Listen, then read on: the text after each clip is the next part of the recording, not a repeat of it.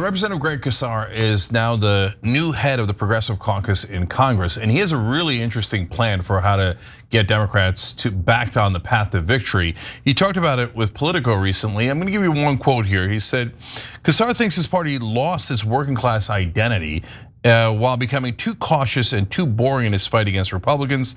He's meeting privately with other members to discuss ways to steer the party toward a more populist economic message, being known as the party of working people first and foremost, Casar said, and he's mounting an aggressive public relations campaign to push it. He is indeed, because he's right here.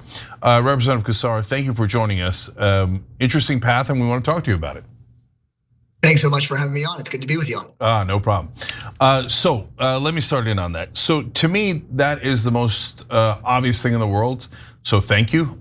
Makes sense and makes sense, as you've said in other areas too, that quote, make sure that the central brand speaks to everyone. But Representative Casar, you know that not everybody agrees with that. And so there's folks who say no, push for on any issue that the Republicans fight you on, die on every hill, fight on every one of those issues, including social issues, etc. So how do you respond to those good folks who just have a different strategy? Yeah, look, I believe that we have to be able to defend vulnerable Americans. I care about that deeply, even when an issue isn't the most popular or isn't popular yet.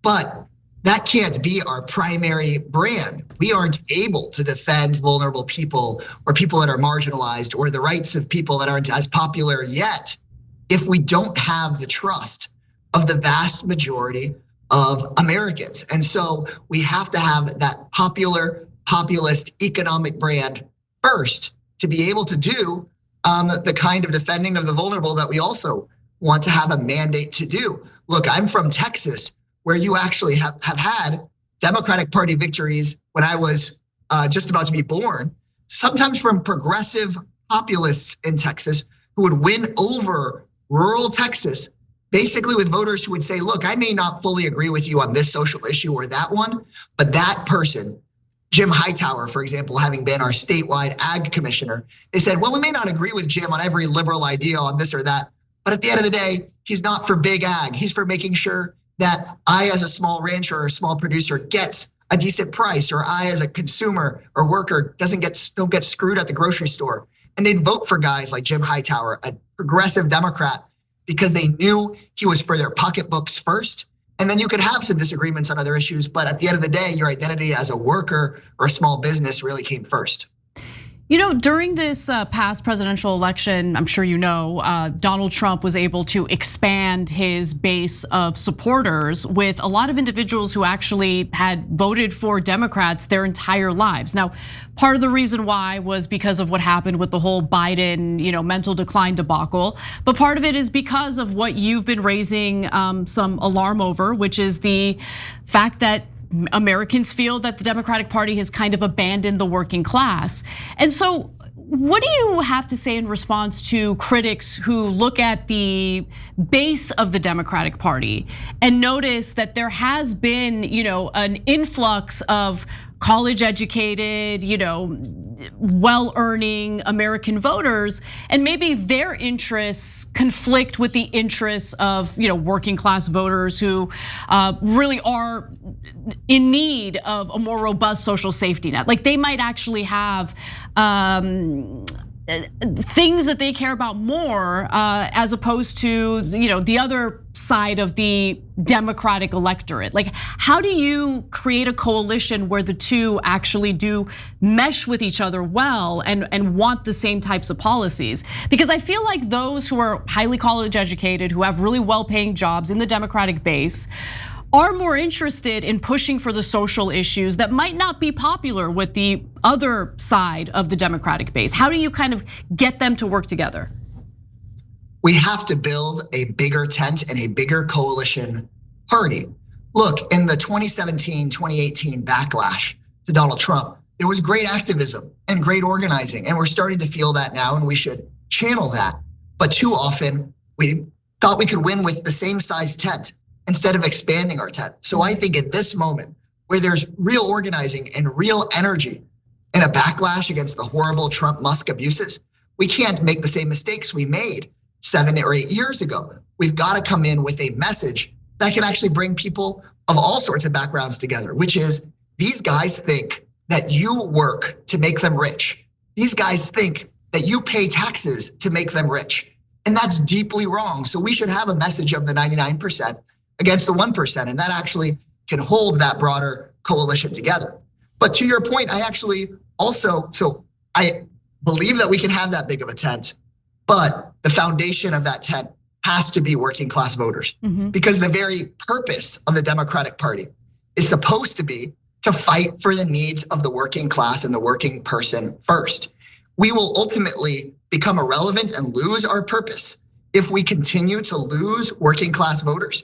And we could become incoherent as a party if our purpose was supposed to be for the working class, but then we lose so many working class voters that, as you said, we start winding up with a constituency that actually is not coherent around an anti-oligarchy working class message. So the Republicans could send the Democratic Party the way of the Whigs. We could just close up shop and don't even need to be a party anymore if we don't focus on regaining the trust of those working class voters. And for the first time in my time in politics, I hear from members of Congress and leaders from all different wings of the party who agree that this is a serious problem. We used to be in denial about it being a problem. Now it is just right up in our faces. Yeah, so that's actually, to me, the real heart of the issue. And I want to get back to your colleagues in a second because that's so important. But so far, everything you've said is music to my ears. It makes tons of sense. Economic populism, well, that's what the Democratic Party is about, broad-based. Then you build up leverage and you build up the credibility to go to the voters and say, now can you agree with us on this and this and this, right? So now, having said all that about the Democratic Party brand, you're the head of the Progressive Caucus now. And so I'm curious, as the progressive brand has been interpreted in different ways, some positive, some negative, and differently on economic issues and social issues and culture war issues. What do you think the brand of progressives should be? I think that the original progressive populist brand of about 100 years ago, we've got to bring that back to the center of what being a progressive is. And I hope that that actually helps transform the Democratic Party as well. And if I were to put it very succinctly in this moment, it would be that the point of the Democratic Party is to break the unholy alliance between corporate greed and corrupt government and stop. If that's what progressives rally around right now as Elon Musk is plundering our government, then I think people can come to understand progressivism as something that can be broadly supported. And actually a lot of folks that I know in places like Texas that call themselves, oh, I'm pretty conservative on some issues, they actually agree with what I just said. And I don't really care if they want to call themselves progressive or conservative or whatever. I think if they can be inside of that tent of breaking the alliance between the greedy people that buy our government and buy politicians in order to screw you in the marketplace, I think that's exactly where we need to be. You talked about the Progressive Caucus. I still believe that our caucus and progressive members of Congress need to defend the vulnerable and the marginalized, need to be able to stand up on causes that aren't fully popular yet. Look, if we don't speak out against how Donald Trump is circumventing due process to send people to prison camps in El Salvador, if we don't do that, then nobody's going to do that. We got to still do that work. But we also need to lean in to these popular movements that frankly are where we came from in the first place. And I think we've got to get back to that. I have to be honest with you. So I have no problem with the Democratic Party taking jabs at the Trump administration when it makes sense. I do have a problem with the Democratic Party over the last decade really centering Donald Trump in all of their campaigning, fear-mongering about Trump instead of showing us what the vision for the Democratic Party is. Like, what are Democrats going to do for Americans? Real quick, when it comes to attacking Trump, I find that it oftentimes does focus on, oh, he said something racist or he said something sexist, which is bad, sure. But there's been plenty of messaging from Democrats on that. The Senate just passed their version of what the budget's gonna look like. And they added like hundreds of billions of dollars in additional tax cuts for the rich. And what's really interesting is I haven't seen much from the Democratic Party in their messaging against that. There hasn't really been much focus on those bread and butter economic issues when they decide to message against the Trump administration and what he's up to. And I want to understand why, because the fear-mongering about Trump has existed for some time now, and the last election made it clear that that kind of messaging isn't working. Americans are fatigued by it or from it. So what is the conversation behind the scenes among Democrats when it comes to messaging? Is there going to be like a cohesion in how they're gonna move forward, or is there no discussion about it at all? Yeah, behind closed doors, I've been very clear to people that if in this moment of backlash and renewed organizing, if the Democratic Party just becomes known as anti-Trump instead of pro-worker, then we have totally screwed this up. Agreed. Because as you know, there's sort of the back and forth of midterm elections. And with all of the energy we see in the electorate, I feel pretty bullish that Democrats will retake the House in the upcoming midterms. But if we retake the House and say, well, the way we retake it is just by being anti-Trump, then I think we have, like I said, missed an opportunity, or much worse than that. Because we have to take this opportunity to be known as anti-corruption, not just anti-Trump. Yes. As pro-worker, not just pro-politics as usual or status quo. And I think you're exactly right that I think the voters at this point have said, well, look, we know that he's offensive. We know he can act strange and weird and is erratic and is disrespectful, but what does that mean for me? And I think we need to tell folks that what it means for them is that they are picking your pocket and making you work more hours. And we need to have as you said, an alternative vision for what it is that we would do.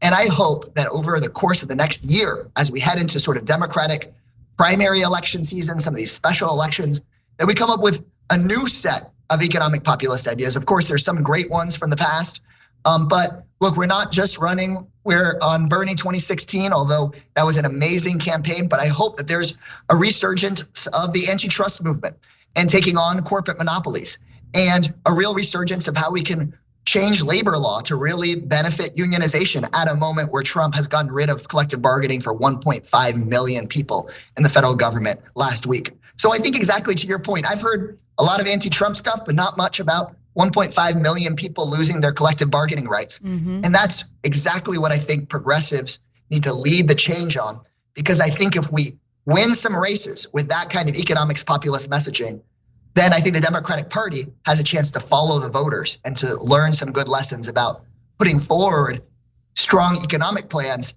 and not just being anti-Trump. Yeah. So, and again, that's not to say that I'm not extremely against what the president is doing. Yeah. But we have to be against it for an economic reason, not just because he offends us, which of course he's offensive, but that's a trap. Yeah. So look, this is amazing to hear. Other than Ro Khanna, there's not a lot of other politicians we've interviewed where we completely agree. Okay, and with Ro, we had our disagreements during the Biden era, which I actually want to ask you a little bit about in a second too.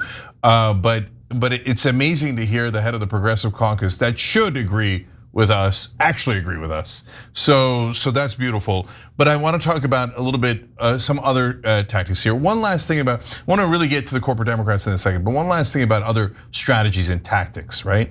So I hope that everybody on our side agrees on the policies in general, right? We're allowed to have disagreements around the edges. It's no big deal. You can't have a party where everybody agrees 100%. That doesn't make any sense, right? But there are some folks who say strategically, don't talk to the right wing, or if you do talk to the right wing, don't concede anything. You just make sure you yell at them and prove them wrong. What do you think about that strategy? Well, look, the message that I just gave you guys here on the Young Turks is the exact same message I used on Fox News Sunday Live, is the exact same message I used on Univision in Spanish last week. And it's the exact same message I gave on stage with Senator Sanders and AOC the other day in Arizona. And that's the point. If we put central to our politics the things that most people care about, that's how democracy should work. And so I actually recently went and did a town hall in Chip Roy's district. He is a leader in the right-wing Freedom Caucus, went to Dripping Springs, Texas. It's a town of like 8,500 people, and 400 folks showed up. And of course, there were lots of Democrats and progressives there, but there were independents too, who said that they'd felt disaffected and abandoned by both parties. And if we have this kind of message that says, not only are we going to defend Social Security, but we can expand it by making sure that we tax incomes over $400,000 for Social Security in the same way we tax incomes under $400,000. That's the kind of thing that brings those disaffected voters in. And so I'm happy to go talk to anyone. And I think it's especially useful for us to find a message that we could consistently use on this program and Fox News. Yeah, couldn't agree more. Let me now ask you about the corporate wing, because that's where Matt Bennett, the Third Way, and all those groups come into play. And they criticize you, saying, well, demanding economic populism is its own form of purity test. Why do you think that that's not the case? I mean, first of all, I don't even know if I fully understand his point there. Same. But I think, if you look at what Third Way put in their report, they went out there and advocated against grassroots funding of campaigns. They said we need to listen less to those donors that give $2 and $3 a year. So what does that mean? That sounds to me like they want to listen more to the people that give $2 and $3 million a year. That's a losing strategy. Look, I'm the head of the Progressive Caucus, and I'm not coming on here to tell you that everything every progressive has ever done has always helped us win campaigns. It's just not true. We're not perfect. We make mistakes. And then sometimes we take actions that don't help us win elections because we just feel it's the right thing to do. That's all right.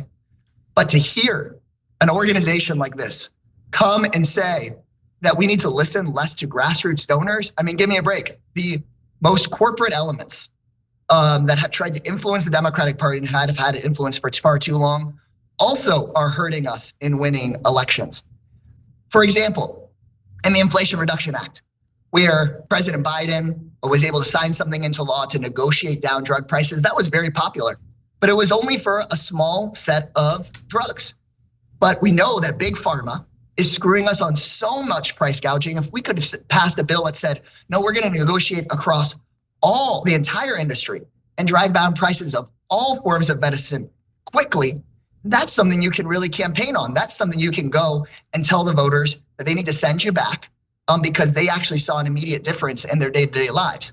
So as progressives, we need to know the difference between the issues we're still trying to persuade folks on and then the issues where we really have a strong hand. And where we have a really strong hand is on some of these economic issues where the corporate parts of the party have been holding back what really the heart of the party is. Would you be willing to, let's say, like in the Build Back Better scenario, where progressives actually did have a little bit of leverage? I mean, the Biden administration needed progressives in the House to play ball in order to get at least part of his agenda passed. Now, progressives could have used that leverage to secure more wins in regard to economic policies, but they didn't do that. Would you be willing to torpedo an administration's agenda by using your leverage, by withholding progressive votes until progressives actually get some of what they want included in the legislation? Of course, we're gonna make putting progressive economic policy front and center. And if we are back in a majority and have the ability to get something signed by a president, look, when we get there, we'll talk about it, but we will be forceful at that time. And here's what I think is really interesting and maybe different in a future Democratic trifecta than the one that we had in the past. In the past, there was this idea that if the policy was too progressive, if the housing policy covered too many people, if the drug price negotiating hit Big Pharma too hard, that could cost us electorally. You know what, I hope we're past that time where we actually think about, no, we will actually suffer in the elections if the policy isn't universal enough. Yes. If it isn't bold enough. Damn right. And look, maybe we could call that progressive, but maybe actually we should just start calling it strategic. Yes. Because if a policy is only means tested for a certain set of people and it takes a certain number of years for it to incrementally or technocratically be put in effect, then we might lose elections over that. And so I hope that we don't actually have to go and threaten to nuke things. I hope instead we're at a place where the Democratic Party, all of us, from the progressive wing to the more centrist and moderate wing, recognize that if we want to hold this place together, if we don't want future Donald Trumps and JD Vances and more nihilism and destruction of our basic rights, then we need, when we have a chance to govern, to pass bold universalist policy that makes it undeniable for the everyday American. It made a big difference who they voted for. Because I hear from way too many people, it just doesn't really change whoever I vote for, so screw this. We've got to make it undeniable in people's pocketbooks and in the communications they receive that their vote made a big positive difference in their life. That's why people kept voting Democratic for decades after FDR passed Social Security and the New Deal. That's why after Medicare and Medicaid and Head Start, people in the South, even the ones that were really, frankly, against things like civil rights, still stayed Democrats for a good long while. Look, we've got to be able to deliver in a bold, universalist, easy to explain way. And I don't think that's just progressive anymore. I hope that that is the best anti-authoritarian medicine that we can deliver. Okay, so look, this has been an agreement fest, and I wanted to say amen and hallelujah as you were talking about that. But now let's get to a tough issue here, because on the strategy, again, we agree completely. You've got to hold the line. If you don't use your leverage, there is no point in having the leverage. That being said, that is not what the Progressive Caucus did in the past. They had the most maddening strategy. It was called Trust Biden. And today I saw in the paper that the Republicans are saying, yeah, these tariffs are maniacal, but we have a Trust Trump strategy. These strategies are abysmal. And so I don't want to get into how corporatist Biden was. We don't need to do that. But the idea that you just don't use your leverage is crazy. And so look, I know we're not anywhere near there yet, and that you've got the right path here on reestablishing the brand, et cetera. But for that brand to stick, you've got to actually deliver. And what I'm worried about, Representative Casar, is that if the Democrats get back in charge, your colleagues will turn on you and they won't want to pass any of these bills. Paid family leave's at 84%, and the Democrats couldn't find a way to pass it. $15 minimum wage over 2/3, and Joe Biden had it taken out of the bill first. Public options at over 70%, and Joe Biden didn't even propose it, even though he promised it on the campaign trail. So if I'm being honest with you, and that's what we do, I don't trust almost any of your colleagues. So how are you going to get these guys who have, blocked every economically populist bill in the past with excuses about parliamentarians, et cetera, to actually pass these bills? Otherwise, what we're going to do is we're going to build up hope again and let people down again, and then the party will never recover. Look, I'm going to be honest with you. I'm worried about that too. And I'm just trying to figure out what our options are, right? We have to build up organizing and fight, and you lose and you lose and you lose until you win. And I hope that when we get the chance again, that we can really hold the line. At the end of the day, as we're seeing right now, look, the courts aren't the ultimate check and balance here. The Congress isn't the ultimate check and balance. The ultimate check and balance here is the people. And that's why I think organized movements, organized labor, people being ready to push when the time comes is so critical, because we just don't do it on our own over here. And so I'm not here trying to be Pollyanna, trying to make you false promises that I know we're going to get it done this time, just give us a shot.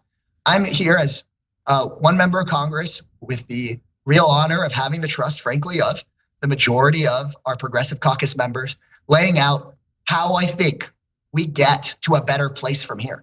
And we don't have another Congress. We don't have another country.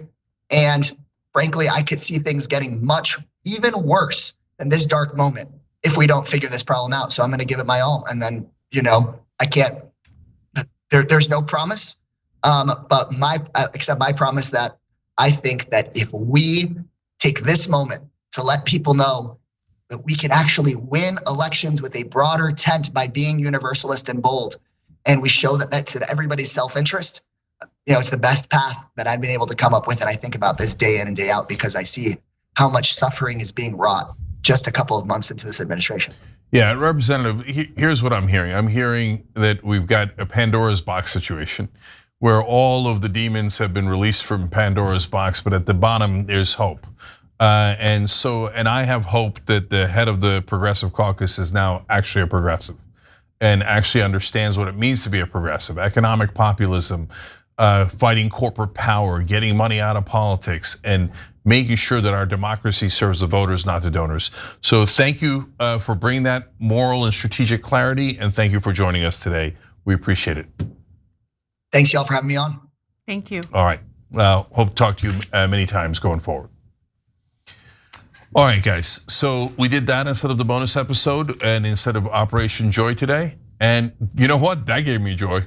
Yeah, so once he mentioned universal policies, I can't emphasize enough how much people are sick of the means testing, and means tested policies are the flimsiest and most easy to repeal or chip away at. Universal policies like Social Security, Medicare, Medicaid, those policies are super important and difficult to do away with because of the fact that, in the case of Social Security and Medicare, it's universal. They don't means test you on that. So, yeah. And he made a point there that I hadn't thought of, and it's a great point, which is he said, look, when we did those programs like Social Security and Medicare, we got people that were deeply against civil rights to vote for Democrats anyway, not because, but despite the Democrats being in favor of civil rights. Those folks said, well, you delivered for me. That delivering economically means everything. And by the way, what then happened is that those people who were against civil rights, because they were Democrats, a lot of them wound up slowly moving to a position where they were in favor of civil rights, because then they would gain their trust and delivered for them. So, man, that was hopeful. I hope that brother has a lot of success in the House, and like I said, hopefully we'll be talking to him a lot more going forward. And last part of why that was such a relief is somebody's got a plan. Okay, here, love that. Strategically correct, and even like first of all has a strategy, and then second of all, I happen to think his strategy is absolutely right. Every time you ring the bell below, an angel gets his wings. Totally not true, but it does keep you updated on our live shows.